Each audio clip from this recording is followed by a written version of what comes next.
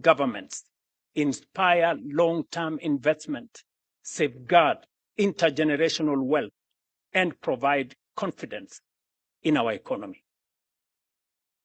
The second reason why I believe this is our moment is because our current roadmap is approaching its destination. Vision 2030 has brought us this far, but it is approaching its horizon. It has served Kenya well. It transformed the way we think about national development, provided a common direction, inspired investment, guided policy in the public space, and demonstrated the power of long-term planning. But honesty also requires us to acknowledge that some of its ambitions remain unattained. In several respects, we are still falling short of even the very standards we set out for ourselves. Vision 2030 set a target of Kenya becoming an upper middle income country by 2030. So far, we are off target. This is not a criticism of Vision 2030, nor is it a reason for disappointment.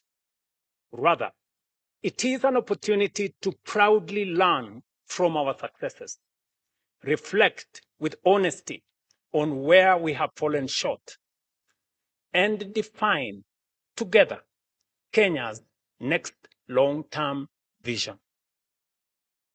The third reason why this is our moment is that the next great wave of economic transformation will, I believe, be African. The world is entering what may become the greatest wave of global economic transformation in the past 6 decades. And for the first time in modern history, its center of gravity is steadily shifting towards Africa. Our continent is the home to the world's youngest and fastest growing population, vast reserves of strategic minerals, immense renewable energy potential, abundant arable land, and rapidly expanding consumer markets. 9 of the world's fastest growing economies are in Africa. And by 2050, 1 in every 4 people on Earth will be African. Increasingly, global investors, manufacturers, innovators, and policymakers are looking to Africa not merely as a continent of future promise, but as the next frontier of global growth and prosperity. While we may not take full advantage of the previous 3 great waves of global transformation, we have a historic moment and a once-in-a-lifetime opportunity, not just to be part of, but to lead the next transformation. We have positioned Kenya as one of the nations that will define Africa's economic rise. Fourth, and perhaps most profoundly, this conversation is potent because the time has come to fulfill not only the political and governance promise of our Constitution, but also its equally compelling promise of development, national transformation, and shared prosperity. Fellow citizens, the Constitution envisages both a democratic and a wealthy and prosperous nation. Democracy allows us to organize power, protect liberties, and govern ourselves. Through our democratic institutions, our laws and policy reforms, we have steadily transformed that constitutional principle into a proudly democratic national culture. The next chapter of our national transformation journey is to operationalize the Constitution's development charter. The Constitution establishes our national development mandate.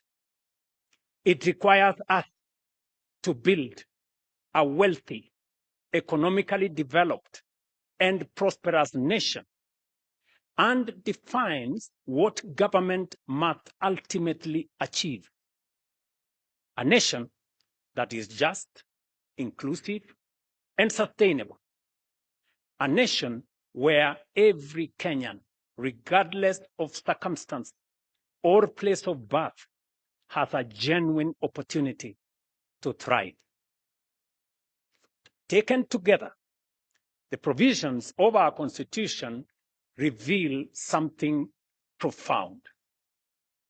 They affirm that the purpose of state power is not simply to administer the affairs of state, but to expand opportunity, promote human dignity, create wealth, and improve the lives of citizens. Development, therefore, is not simply a policy preference of those who govern. It is a constitutional imperative for the governed. While the Constitution's preamble commits us to build a nation founded on human rights, equality, freedom, democracy, social justice, and the rule of law, Article 10 of our Constitution speaks to patriotism, integrity, accountability, and sustainable development as among our highest national values. Moreover, our Constitution in Article 43 guarantees every Kenyan the right to the highest attainable standard of health, accessible and adequate housing, and reasonable standards of sanitation, freedom from hunger, and adequate food of acceptable quality, clean and safe water in adequate quantities, social security, and education. Together, we must ask ourselves what these constitutional guarantees should mean in practice. What should an education system worthy of our constitutional promise look like? What should define accessible and adequate housing for every Kenyan? What kind of health system is required to secure the highest attainable standard of health as is provided for in the Constitution? How do we ensure that no Kenyan experiences the indignity of hunger and that every family has access to adequate food of acceptable quality? How do we guarantee universal access to clean and safe water, meaningful social protection, and the opportunity for every citizen to live a life of dignity? Above all, what measurable outcomes should demonstrate that we are truly giving practical effect to these economic and social rights as contained in our Constitution? Equally, we have not defined with sufficient clarity what patriotism, equality, social justice, and sustainable development should demand of us as government, as institutions, leaders, or citizens. Yet, these constitutional aspirations cannot fulfill themselves We must, as a nation, collectively define the standards by which they should be measured and establish a common national development charter for their realization. Until we do so, our development and progress will remain subject to the ebb and flow of political expediency, changing priorities, competing interpretations, and fluid guesswork. A national development charter for the attainment of these noble constitutional imperatives cannot be designed